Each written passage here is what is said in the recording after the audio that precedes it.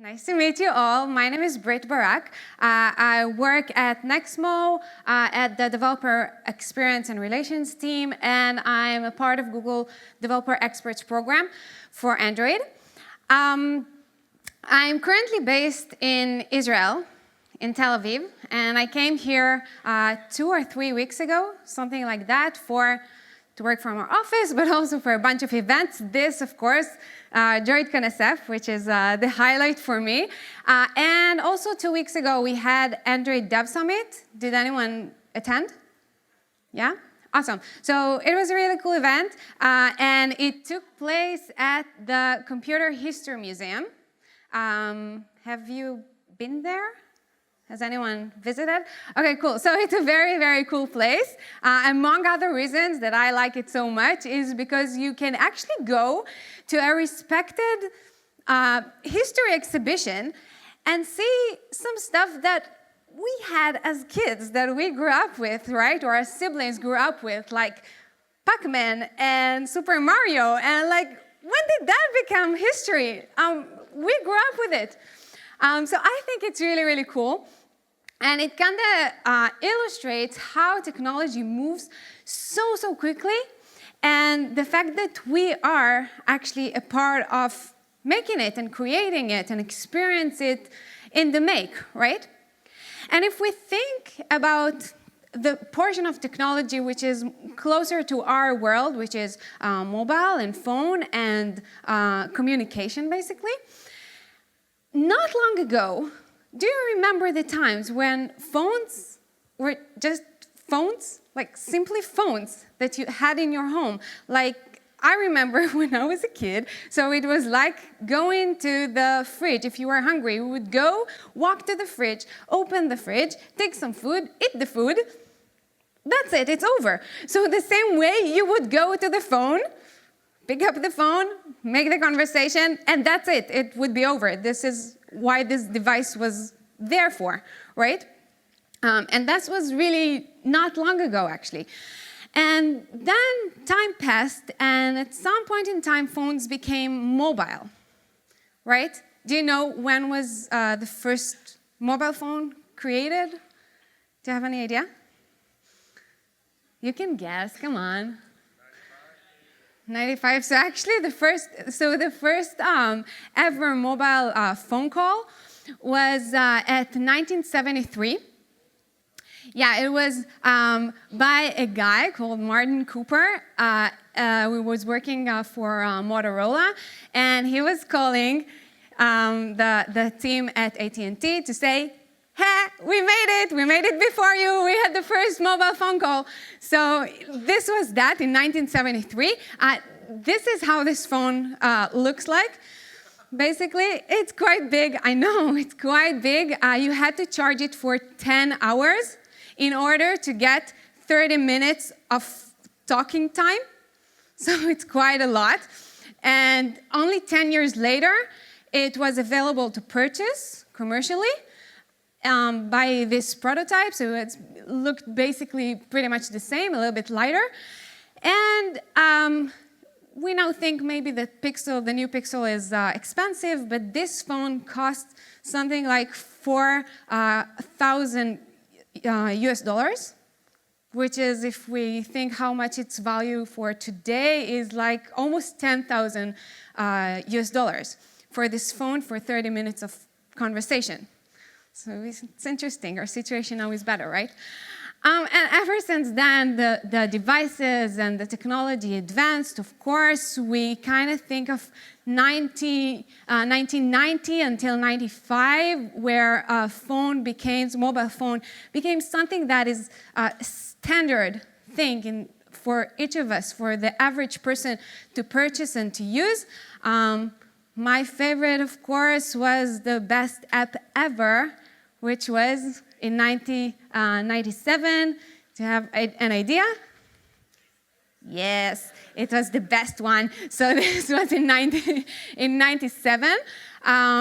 And yeah, the phones since then became better and allowed us to do more and more things. And as I said, ever since then, communication basically became something that we could put in our pocket. It was the standard thing to do, to walk with it every day to every room, and it became the standard and the normal thing to be connected and to be reachable every time, every day, always. All right. And then at some point in 1922, the first text message was invented. So communication now became richer, right? We could do some more stuff a part of the conversation. And then in 2004, we could have sent photos. MMS, we could have sent those as well to other people, so communication became even more rich. And then in 2007, the iPhone was announced. And there were smartphones, I guess you can say, before that. But ever since then, it kind of changed some things and some standards about the interfaces, about the design, about what we have, what can our devices, our mobile devices do for us, right? Because since then, we started to think about the phone a little bit differently, that it doesn't just make the normal communication between one person to the other, but it also has these apps in our phone as a standard thing to do. So it means that now this phone that just used to do communication and that's it for us now has all these functionalities that most of them are very essential to our day-to-day, right? Navigation and payments and shopping and alarm clock and camera. So all these things became in one device. And therefore, this device had such a significant part in our everyday life. And we can say that from that moment on, the communication, if we thought about it just as communicated with one person to another, basically it had the distances shorter between people, but the communication types were kind of the same. We would always make conversation between people, and we can write letters or notes and send pictures. So this kind of stuff we already know, and it made sense for us as communication. But from that moment on, we could have communicated with services or products or like functionality, but basically it's services. And the apps, the applications were the interface, were a different interface to communicate with these entities, right? So since we had all this very day-to-day functionality in our phone, it became a part of our identity, right? A part of our day-to-day, a part of who we are and what we need to our day-to-day.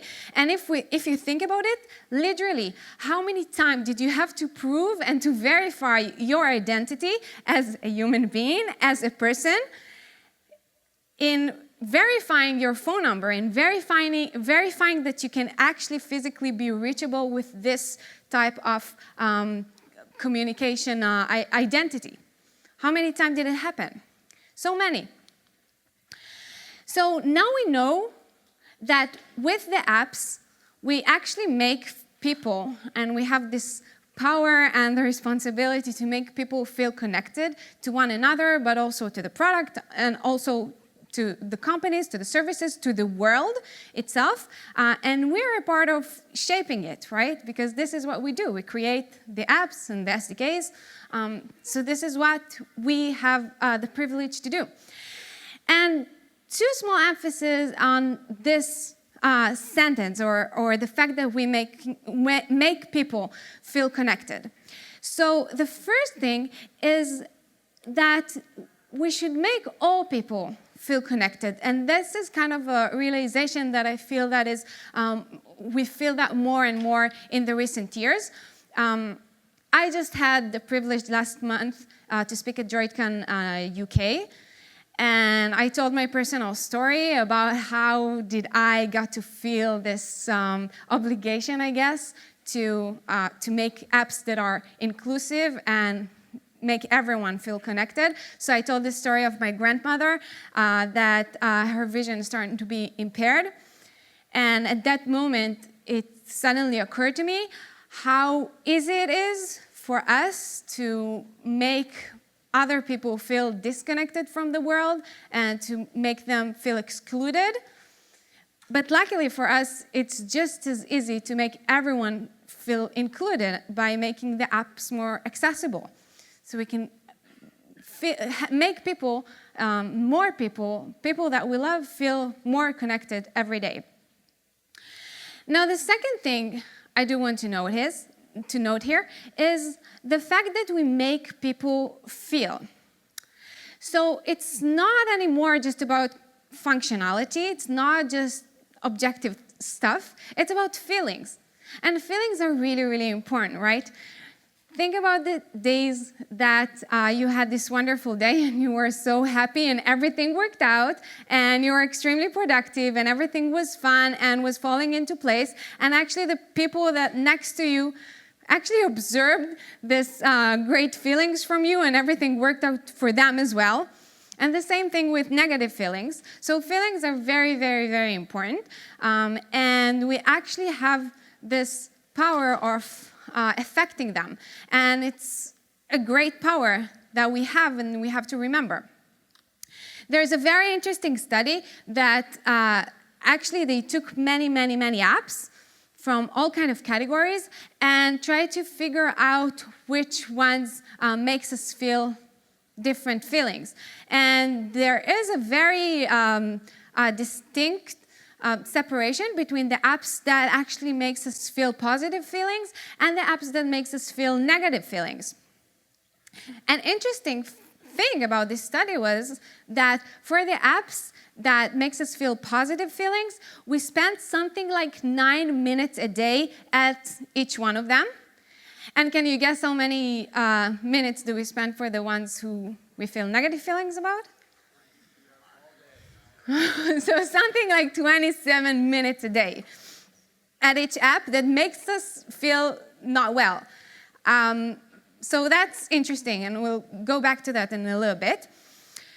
One of these negative feelings that we have, we fondly gave the name of FOMO, which is the fear of missing out. And we use these apps all the time, and we use the phones many, many, many times, just to not feel like we're missing something. For this 1%, this small chance that we might be missing something that is extremely important, we keep being connected and we keep using the phone and the app even though it doesn't make us feel so good. And boy, we use that a lot, maybe too much. So just so you know, the average adult person uses phones every day, their phone, something like 2 hours and 51 minutes a day you spend on your phone. And we unlock the phone 150 times a day on average. That's a lot. And as we said, most of the time we don't feel positive feelings about this stuff. So it can't be just, rational behavior, right? There's have to be something more that makes us do that, actually, right? So a very interesting person called Tristan Harris used to be a design ethicist at Google and now is the founder and leading the organization Time Well Spent. He is one of the people who talk a lot about that domain, and also I think the first person who talked about the idea that there are many things that are similar to apps, design, and slot machines. So slot machines are one of the most profitable thing in the United States. They say that the profit each year that it produces is more than the profit from movies and theme parks and baseball games combined. So that's a lot. So it means that if we look at profit, they do something well. And he was talking a lot about why, like the shared things between the designs of slot machines and phones and applications. I will mention just a few. So the first thing is the stimulation. The colors that we see, that it's so colorful, and the colors change all the time, and the high-pitched sounds, like the ding, ding, ding, and all this stuff that happen all the time, and are stuff that actually make us feel concentrated and hooked and be prepared, like something important is about to happen. So physically, this is what it gives us.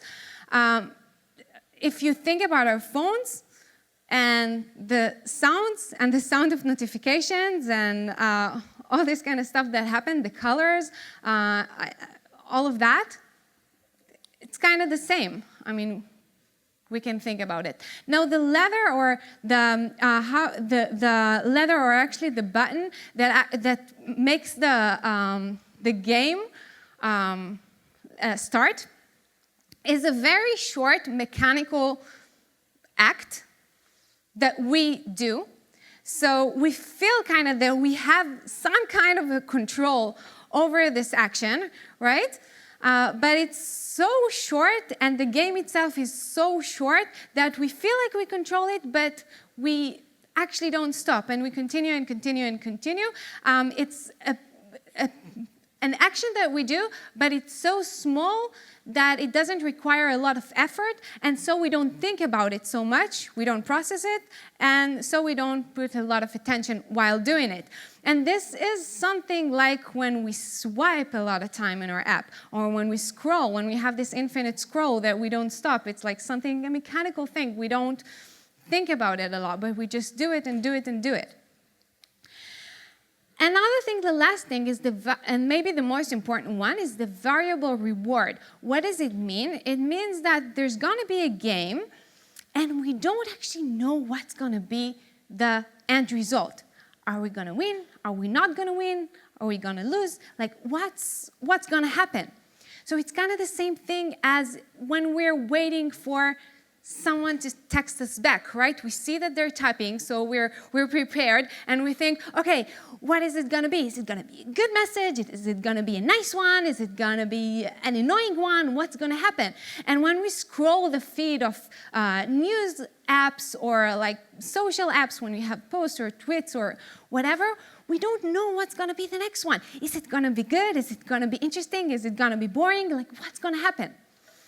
And physically, in our brain, this anticipation causes a chemical called dopamine to release in our brain. And this dopamine is in charge of our pleasure centers in the brain. So it's very chemical. It's very, this is how we as humans work. So it releases in our brain, and this is actually what makes us feel this pleasure. So the anticipation makes us feel the pleasure. And it has been shown that when we anticipate to stuff, even with addicts, when you're addicted to, drugs or food or stuff like that, the anticipation of it makes the dopamine levels go higher. And it doesn't change when you actually consume the thing that you are anticipating to. So the anticipation and the variable reward, that we're not sure what's going to happen and what's going to be the result of what we're doing, this actually what makes us feel this pleasure physically. Now, many people say that they feel addicted to their phone, that they cannot stop using it. There is actually a medical, clinical term for phone addiction or phobia. It is called nomophobia, so it's no mobile phobia. Many people feel a certain, and it's a clinical term, and many people do feel, and you can see it in the chemical, in the hormones that they have in their body, anxiety, while they don't spend enough time with their phone, or when their phone is away for a certain amount of time, if they forgot it somewhere, they feel anxiety. There are tons of studies that show that. It's not always fits in the category of actual addiction in the clinical term, but the fact that many people say that they feel addicted and they cannot control it, and the fact that many people say that they feel that they use the phones too much, is already something to kind of worry about and to consider, right? Now, actually, since we have these feelings all the time, we got to the spot where sometimes when we don't use our phone, and it's not because we didn't want to, but suddenly the battery died, or suddenly we didn't have reception, or we forgot it somewhere, then sometimes for many people there are these moments of joy. Do you know what I mean? Has it ever happened to you? Yes? Okay, good. So there is this moment of joy, and fondly we gave it the name JOMO, joy of missing out. So we feel like we are disconnected and we're relieved and we're happy now and we don't need the phone and we're disconnected from the world and now we have so much time for other things. Now, the reason that we don't do that a lot is that because as human beings, we need many times the social approval, and sometimes when we don't have it, it makes stuff harder for us to do. So there's a very interesting professor called Dan Ariely. I took some courses of him, and one of the things, and he talks a lot about behavior, irrational behavior, and the social approval sometimes that we need to do things. That motivates us to do things. One of the things I remember him telling us is about when and how did brushing our teeth became something that we know that we must do every day and that we do it every day, and that basically toothpaste sales went up. So they tried many things to explain to us as people, to explain to us that it's important and it costs us a lot of money if we don't brush our teeth every day, and that it's healthy for us, and so on. But the thing that actually clicked was when there was a commercial, a very heavy campaign, that put mint taste on the toothpaste and then marketed it as something that you must have. You must have this minty breath in order for the other people next to you to feel comfortable sitting next to you. So it's something that the other person must have. And you don't want to be this person that does not have the minty breath, right? And this actually what made the sales go up and what made us all brush our teeth twice a day. Yeah, basically. So this is kind of interesting, and sorry, I read it. So, and this is kind of interesting, and since we don't have that many times with phones and with communication, and we feel, and everyone feel that we all need to be connected all the time because everyone are connected all the time, so we have this kind of a social loop. It's very hard for us to do, right? Now, I want to share with you something that you know, for me, it's normal, but I've learned that not many people know. As I told you, I'm from Israel. I would not say that I'm a very religious, I would not label myself as a very religious person, but we have one of the most sacred and holy day for us. Do you know how it's called? Sabbath. Maybe? Sabbath, and Sabbath is like our Saturday, sort of, and there's like a holy day called Yom Kippur.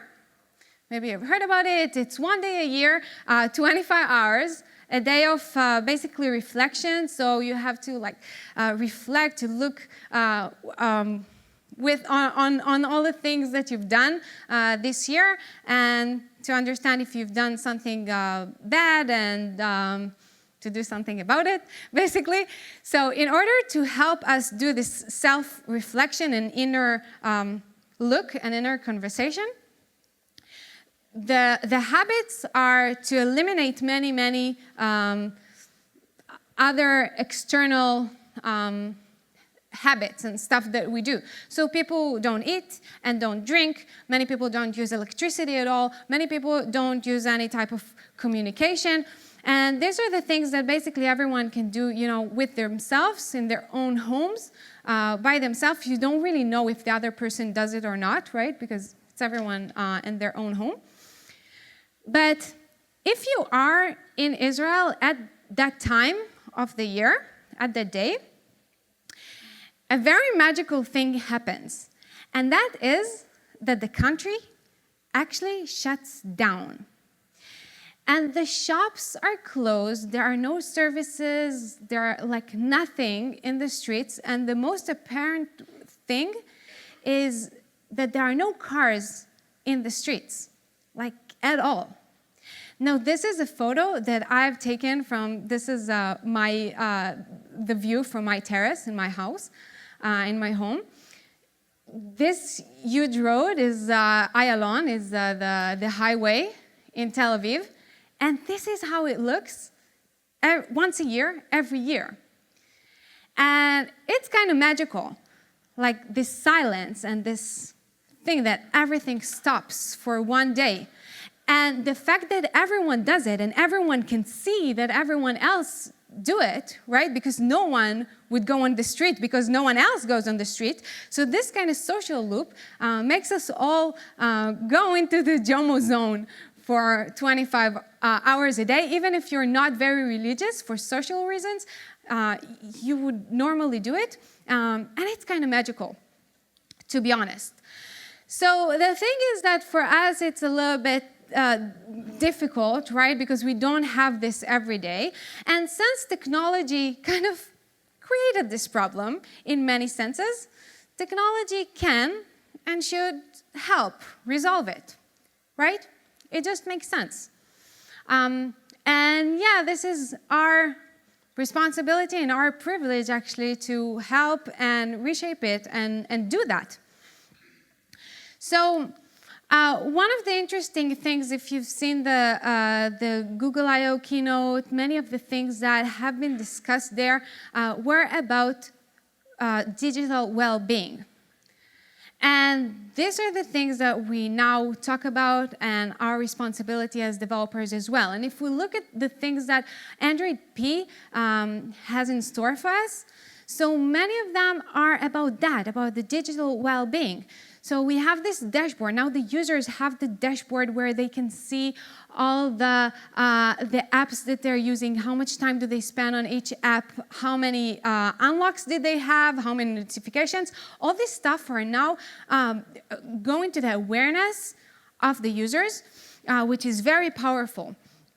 Also, it's a lot easier now with many, many features for the users to make a shush, to silence, and to ask the phone and the apps to not disturb them right now. So if you've heard, if you flip the phone, it would go into the do not disturb mode. And also you can set up pair app, how much time did you want to spend with it. The assistant can help you go to the do not disturb mode. And all these new things are here to help us to make some quiet time and disconnection time for ourselves.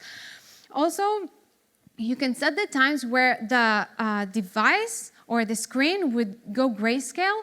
And as we said before, the colors make us feel that something is happening and we have to be more alert. So this would help us with that, just make everything grayscale, before we go to sleep to calm our mind down. And this kind of stuff that are on the operating system that would help basically our users more than us to disconnect and to go to the good place, to the JOMO, to the good place that we want to be in. But what does it mean for us developers? Mostly, I think it means that we have to be a lot more responsible. We have to be a lot more responsible in the time and the attention that we grab from our users. Because now the users are aware, they're smarter now, they're more aware, so we have to cooperate with that. So what does it mean? For example, if we can, we should try always to interrupt less, right? The users are going to know now how many notifications got from each app, and we should try to minimize that as much as possible. So as we said, as a user, you have a lot more control and a lot more awareness about who grabs your time and attention. And you can disable the sounds it's a lot easier than it used to be before. As developers, as I said, we should try to minimize that, and there are many studies that show that even if you show like one notification a day with everything in it, and now we have many styles in our notifications.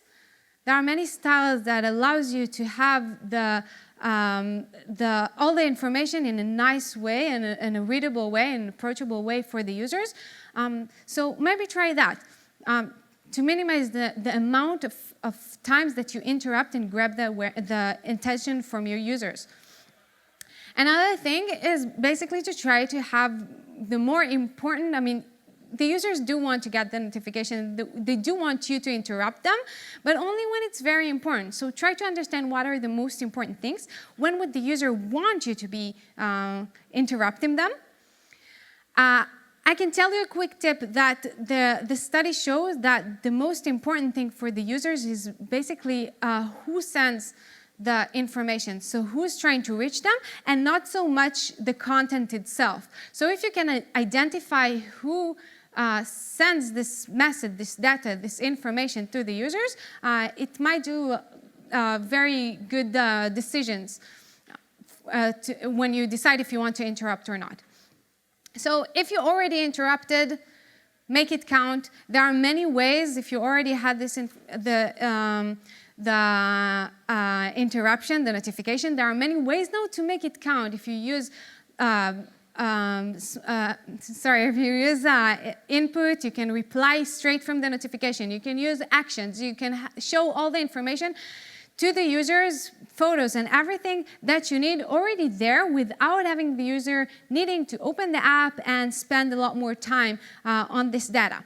Now, another thing is please try to be productive. So if you can save time for the users while onboarding or while doing some performance modification on your app, the users are going to be happy, right? Because now they're aware that they spend a lot of time. You don't want to be the app that spends so much time of the user, right? So you want to try to save the user time on things that they don't need to spend time on. And also, if you can do some magic things to them, for them, try to do that as well. So Google Photos, a great job in that, for example, when you take pictures, photos, it would suggest to you, hey, this filter might look good. This is a collage that might be nice, and this is an animation. So it does this magic for you in order to save time in processing and in using your app itself. So this kind of stuff are actually a lot easier now because machine learning and all these smart functionalities we are now able to get them in our mobile apps with MLKit, with TensorFlow Lite. It's a lot easier to do smart things for your users. So try to think about that, what the users spent a lot of time in your app and how can you make it more productive and more efficient for them. One last thing is basically to add friction. So we said before that many times users just scroll, right? And we said why, but users just scroll. We have the infinite scroll. They don't think, they just do things. They swipe. We give them the automatic play, right? The autoplay in YouTube and stuff like that. And it makes them spend a lot of time. So one study showed that when they wanted to make some, so it was in some tech companies, and they wanted to encourage the workers, the employees, to eat better. So to not take so many candies and stuff like that. And it didn't matter for them if they charged them a little bit more for the candies, and if they put it here or they put the bowl there. It didn't really matter. The thing that mattered for them the most is that they added this small friction. They just added a cover on the jar. So the employees needed to put the cover off and then take the candy and then put it down again. And this small friction, actually what made them a little bit more aware to what they're doing, it's like a friction of a second, right, to make this decision. But this made a lot of a difference, and this was the best way for the employees to eat less candies. And the same way here, if you can add this friction of the automatic actions that the user do, you should try to do them. Stopping cues is something that you actually make the user stop for a second and think about what they're doing. We can do it. I would not talk about it so much, but for example, switching maybe infinite scrolls with paging, where the user needs to click and to decide to load the next information, could be a good solution. Maybe some alert to ask them, hey, do you really want to play the next video or not? So this kind of tricks are something that can help the user think for a second, do I really want to spend the time here or not? All right. I'm going to skip a little bit because we're short of time, but what I do want to suggest for you, at this conference today is, at least for the talks that you find interesting and that you love, ask for yourself, how does that, the new thing that I just learned or the new thing that I just thought about, how does that make the communication for me better? And when I say communication, as we talked before at the beginning of this talk, I'm talking about communication in the broader sense of it. So what does it mean? It can mean the communication between the user and the service, so what your company is trying to accomplish.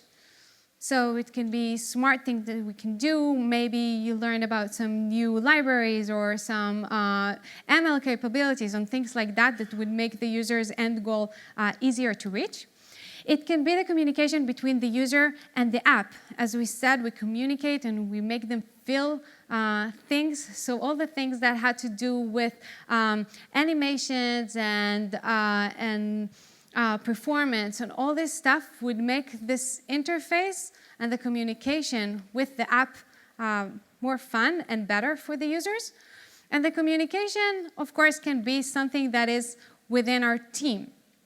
So all the things that has to do with architecture and better coding and stuff like that, or processes, are stuff that make the communication better within our team. And I believe that better communication within our team would actually go and make a better communication, through the product and get to our users. So in order to just wrap up, this space between the FOMO and the JOMO, so the space where the users really like your app and really like the value that you give them and do not want to miss out on them, and the space between that and the place where they feel like they control the situation and they control the usage, and they do have this sense of control on what's happening, and they feel that they can disconnect whenever they want. This is the place and this is the sweet spot that you want to be in and that you want to find. So I really want to thank you so much for listening and for being with me. And I wish you to have all an awesome conference. See you around.